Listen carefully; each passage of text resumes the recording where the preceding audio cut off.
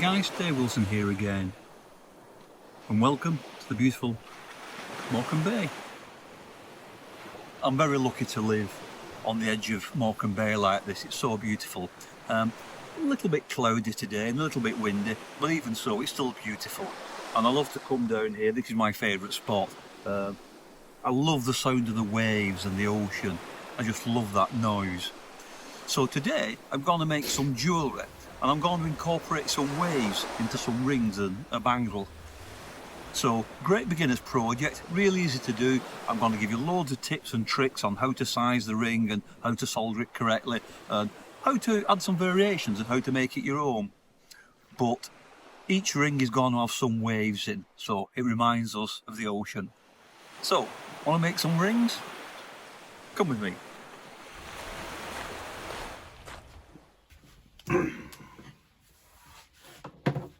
So these are what I'm talking about. These are what I call S rings or wave rings. So let's just zoom in, give you a closer look. So the S wave detail on the front, all the way around. And an interesting point to note, they look nice together actually, they look nice stacked together. And in fact I'm going to show you how to make that. So, grab some silver, let's make some rings. So I'm going to make a P. Now, in order to work out how much silver we need, there's three ways of doing it. You can measure the inside diameter of the ring gauge there, so let's do that. So using your calipers on the inside there, make sure you get all the way across in the widest point, and that is 17.8. So I'll make a note of that. So I want a size P, 17.8 diameter.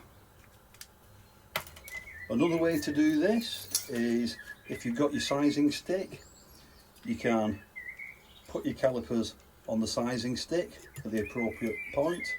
A little bit less accurate that, but it will work. Or another way is, if you go on the internet, you can get charts like this, so you can look it up. UK size P, there's a P half there, and if you go across it tells me the inside diameter. So you can get a chart or you can get a spreadsheet, whatever. Okay, so we've got the inside diameter, 17.8 millimeters. You also need to add the thickness of the wire. So I'm using 1.5 millimeter square. You can use square or round, it doesn't matter. I use square because this is what comes off my rolling mill. So 1.5 millimeter. So 17.8. We need to add 1.5, and then we need to times that by pi, which is 3.14. So let's just grab a calculator. So we've got the inside diameter that we measured off the ring gauge, so that's 17.8 millimeters, plus the thickness of the wire, 1.5 equals, and then times that by 3.14, or some calculators might actually have a pi symbol on them. So that equals 60 millimeters. So the inside diameter that we measured with the calipers, plus the thickness of the wire, multiplied by pi, 3.14, and that gives me 60 millimeters. So if I get 60 millimeters of wire, that is going to make me a perfect size P ring. So let's cut some wire. So the first important thing, make sure that the end is nice and square and clean. Okay, give a little file if you need to. So start with a nice clean end. Make sure that your wire is straight. So I'm just going to mark off 60 millimeters there, and again cut it nice and flush. For my American friends over there, 60 millimeters is just under, it's under 2.5 inches, just over 2.25 inches there, and that'll get you kind of medium sized ring. So 2.5 inches will get you a medium sized ring. Now, very important, that is going to be the straight part in the middle, right? We need another piece which is going to form the S shape, but we need to allow for the S. You see, this takes up a little bit more metal on the S shape there. So add 5mm, okay? Add 5mm. So if we cut another piece, again, make sure that the ends are nice and square. And with this one, I'm going to cut 65. So we're going to go there, 65. So very important, the short one is going to be the straight band, okay? So that is going to be the exact size that we need to size the ring. The longer one, that's 5mm longer, that's going to be the S shape. But in all cases, the short one, that is the one that's accurate, that's the one that's going to be size the ring. Okay, so remember, it's the longer piece with the extra 5mm, that's the one that we're going to bend. So this one is 65. So if I mark it in the middle, so 32.5, so 32.5, I'm using some stepped pliers and I'm going right in the middle there and I'm going to bend that round.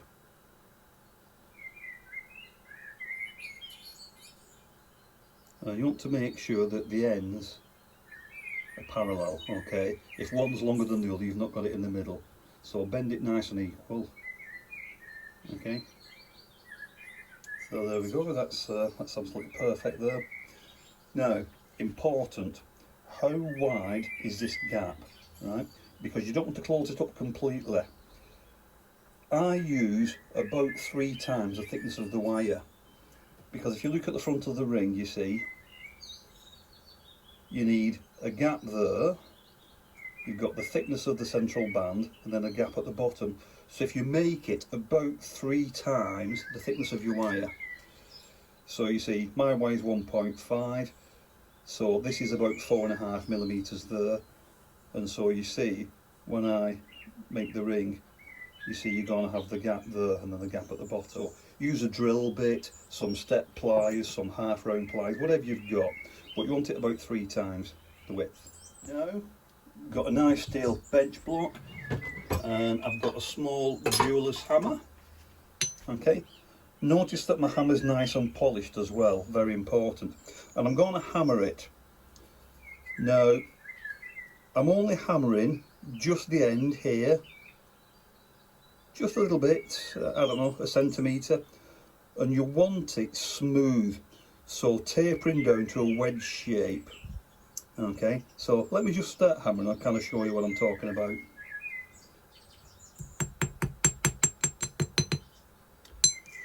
Now, if I just turn it sideways, hopefully you can see. So you want the end to be about half of the thickness. You know, you don't need to flatten it completely, just about half, and you've got a little ridge at the end. Don't take that down to paper. So about half the thickness there. And you can see how far I've come in, just a little bit past the curve. Now, as you get further in towards the clean end, just go lightly. And then what you're looking for is a nice smooth transition. You don't want to step, that's what you want to avoid, okay, because you'll just have to file it and sand it. If you're careful with the hammer, you'll have very little work to do afterwards. If you do have a step, you can file it or put a little bit of sandpaper on there. I usually find I don't need to. Now for the magic bit, I'm going to grab one end there, and open it up. And just bend it. Try not to curve these, try and keep them straight. And just bend it, flat. And you see there? Let's get our little straight piece, put that underneath. Yeah? So you see how that works. Yeah. Your bar in the middle needs to be perfectly straight. So what you want is you want this gap around the middle, you see? So the touching at that end, but then there's a gap in the middle, yeah? So that's what you want. The other thing is, look at the length, yeah? You notice they're both almost the same length, so that's why I added that 5mm, you see, because otherwise it would be too short. Right, so I've just made a few more here. I'll show you a couple of tips. Remember I said when you're hammering it, you don't need to turn it over. Well, before you bend it, just look at the front and the back, because if your hammering's a little bit off on the front, just flip it over and you should find that the back is perfectly smooth, because that's where it's been on the bench block. So whichever is the best side, that is going to be the front. So, great little tip. Now, as I showed you, I always bend them this way, okay, so you get this kind of S shape like that. But what you can do is, if you bend it the other way, so hold the top and you bend it the opposite way, yeah,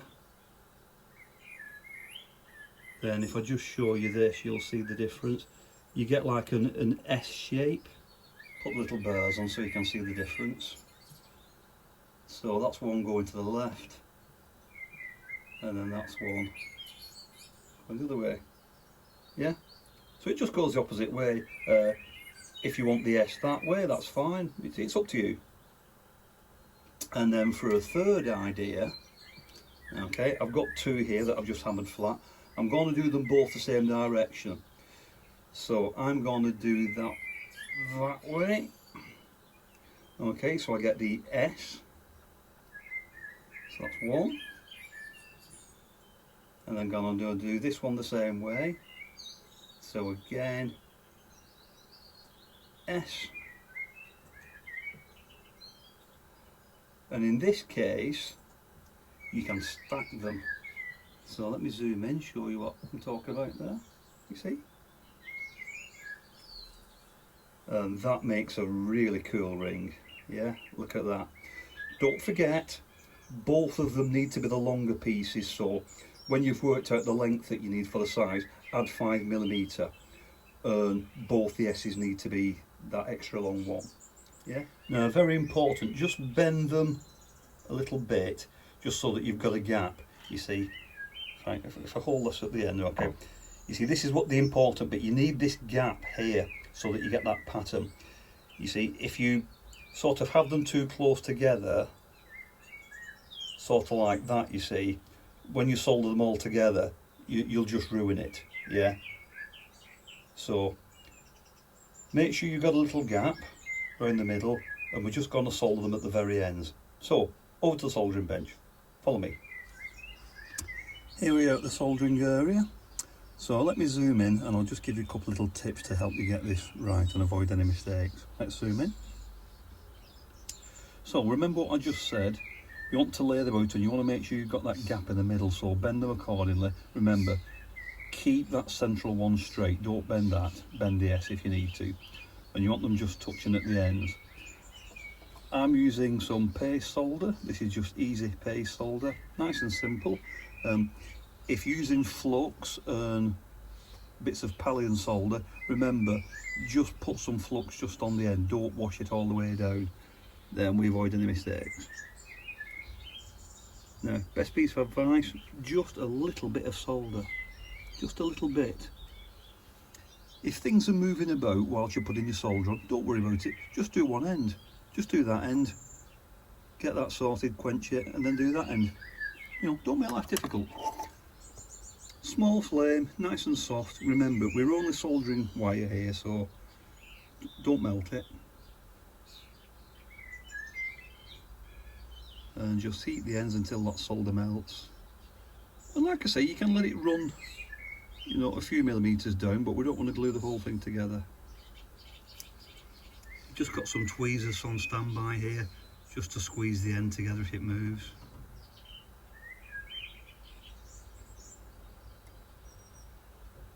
And there we go. And I don't know if you can see that on the camera. I've just come in, it's not even a centimetre, really, about 7 or 8 millimetres, and that's fine, that's enough. So I'm just going to quench it. Again, make sure I've got the gap there. That's lovely. A little bit of solder, not too much. Just a tiny little piece, that's enough. And then just warm it gently.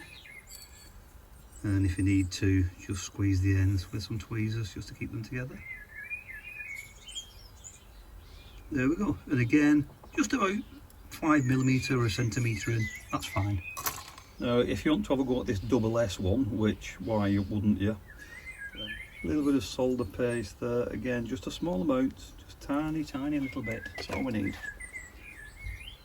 And I'm just going to get that lined up.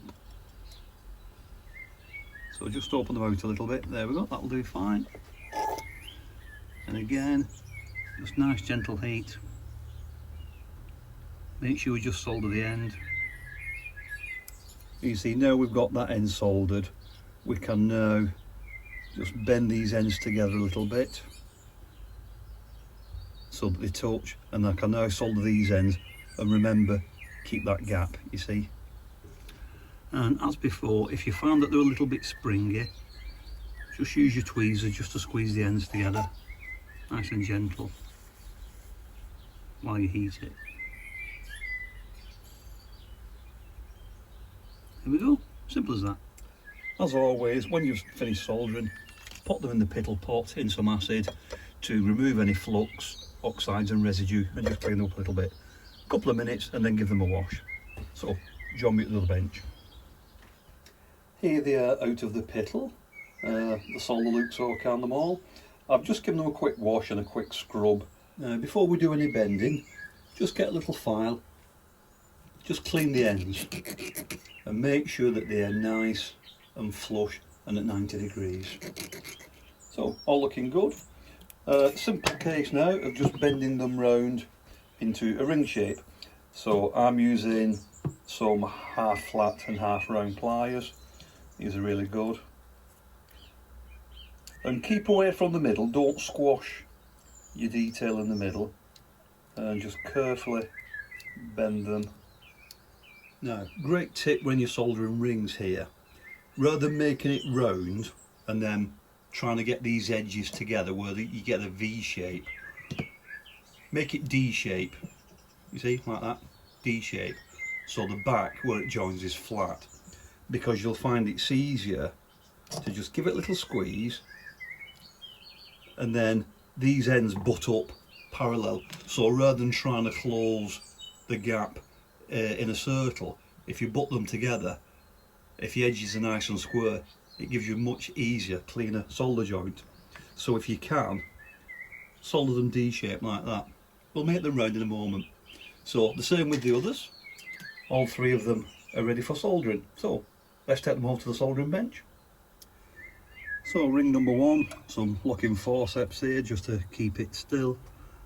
And a tiny little bit of solder, again not too much, just on the solder joint there. Gentle flame. And I'm just heating up the back of the ring there. I'm using the exact same solder as before, so if it runs together and it joins some of the other, that's great. So just focusing my flame on the joint there and wait till the solder runs. Again, make sure it's across both sides, make sure that all four of those bars are all soldered together. Looking good. All done. Once again, into the piddle to clean them up and then give them a rinse, and then we're going to start polishing them. Here we are, out of the piddle and lightly cleaned up. Again, I've just run them in a tumbler for 10 minutes just to clean them up. If you haven't got a tumbler, use a brass brush. Just keep them clean as you work. Next job, very simple, is just to tap them round on a ring mandrel. Remember, do not hammer the front. Don't damage that S detail. Just hammer them round the sides and the back. So nice and simple, just a few little taps and just make them round.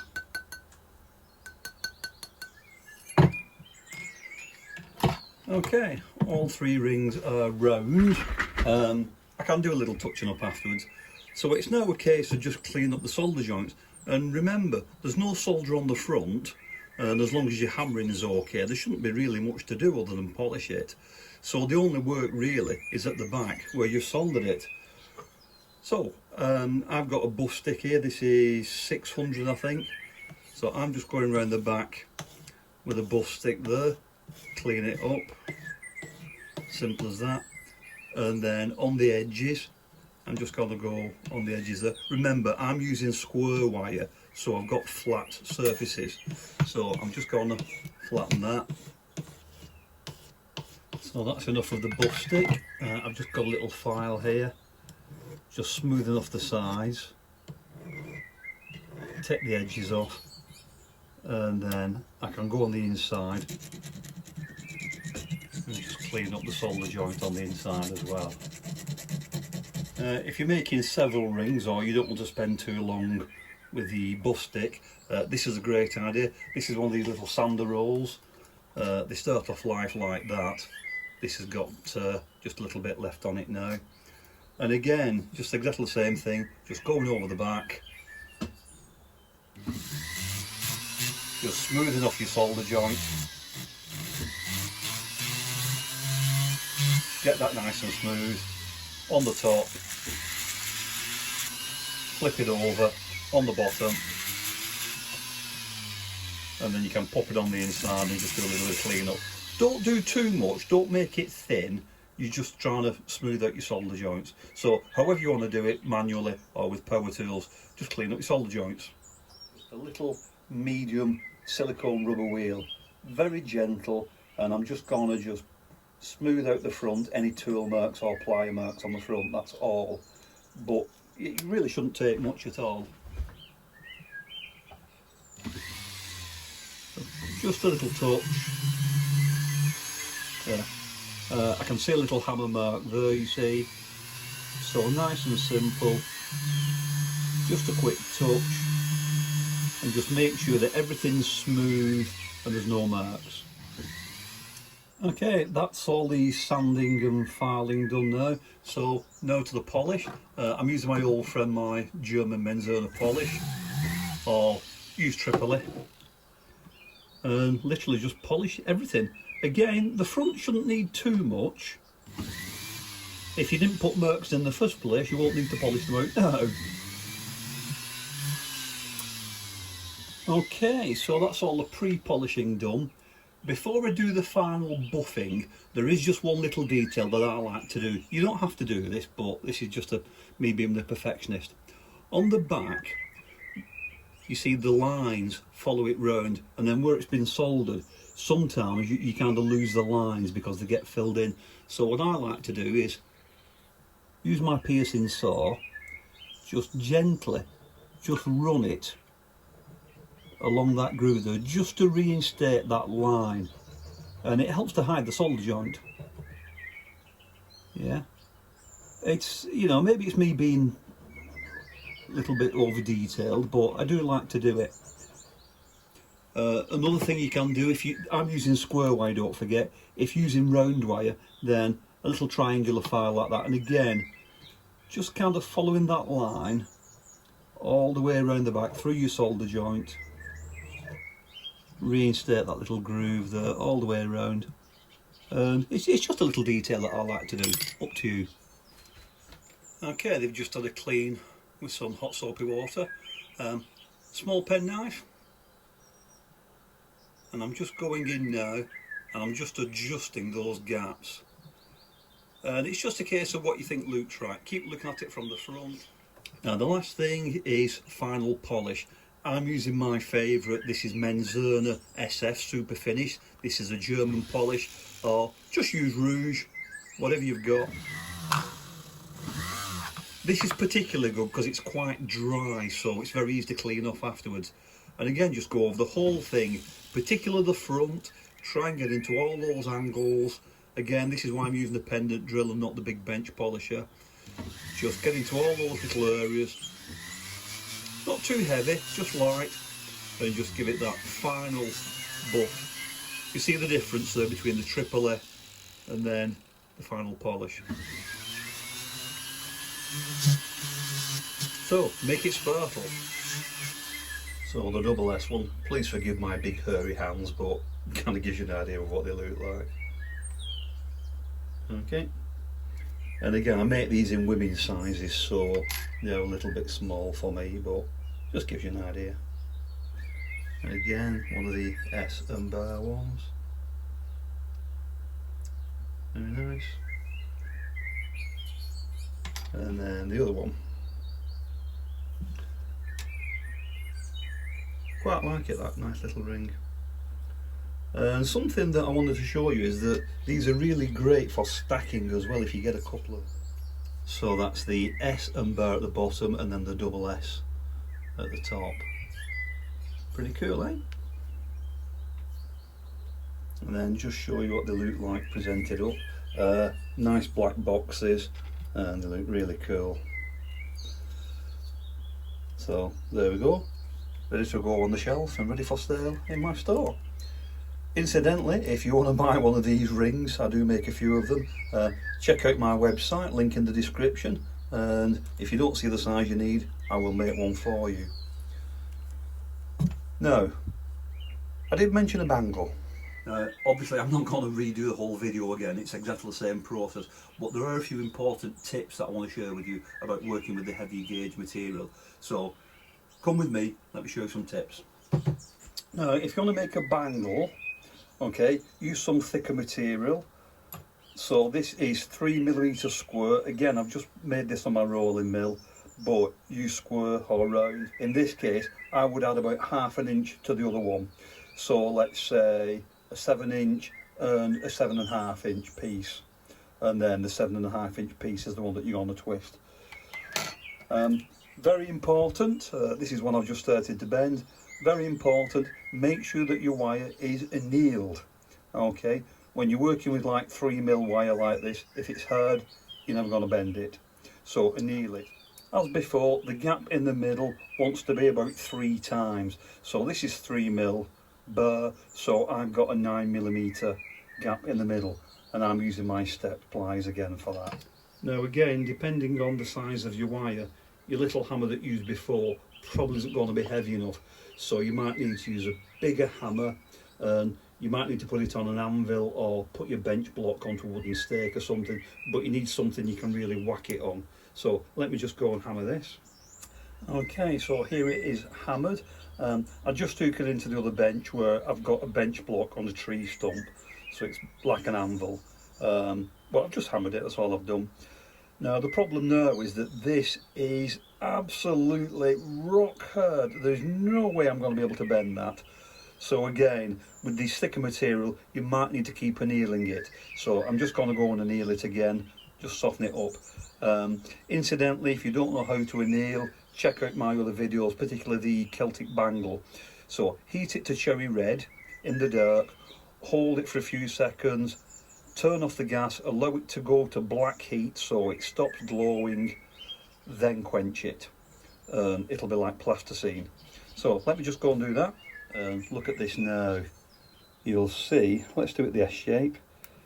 You see, it's like putty, it bends so easy, and there's no way I could have bent that before. So if you're working with thick material like this and you want to try a knot, then you've got to learn to anneal. So let's get these bar, and again, there we go. So exactly the same as we did with the ring.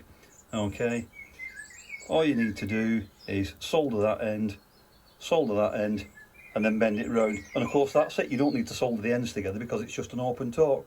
So I'm just going to go and solder this.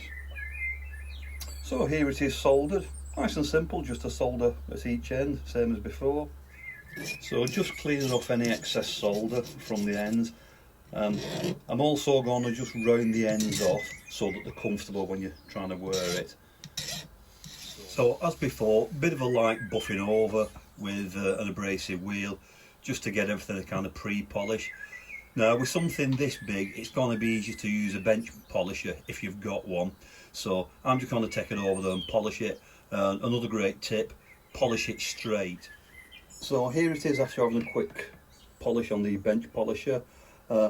Again, particular attention to the ends. Make sure that the ends are nice and smooth and round so that when somebody's putting them on, it doesn't scratch the wrist. So the last thing to do now is bend it. Couple of methods to do this, so let's show you. So this is a steel bangle mandrel. I've got two of these. This is an oval one. Don't know if you can make that out there. And I have a round one as well. Now these are very heavy and very expensive, but this is the best thing. You can get wooden ones which are cheaper, but if you don't have one of these or you don't want to lay out for it, a good alternative is something like this. It's just a wooden mallet and it's just something round. So see what you've got. In the past I've made bangles using a can of baked beans. You just want something round to hammer on. So whatever you've got. So I'm just using the mallet here just to show you you don't need special tools. Bend it round. It is quite tough because you've got two pieces of very thick metal here. If you need to, use a rawhide mallet or a nylon mallet. Use that to help persuade it round. Another great tool for making bangles are these. These are parallel pliers with nylon jaws, so you can really get a lot of force, but it's not going to put marks into your silver.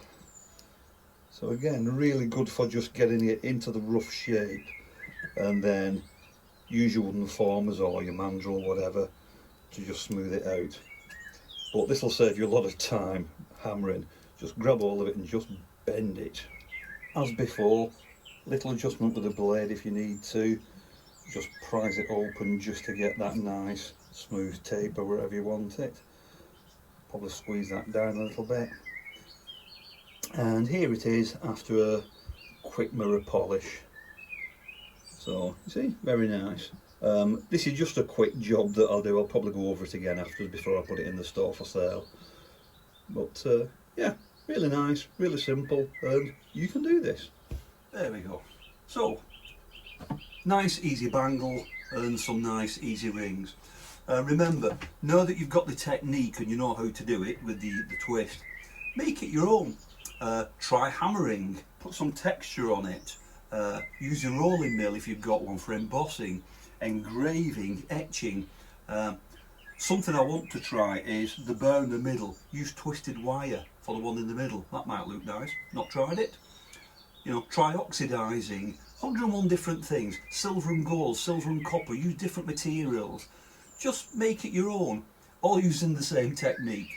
So I hope I've inspired you to have a go, make some rings, maybe have a go at making a bangle. Thanks for hanging out with me. It's been a fun project and I've got lots of nice rings to go in my store.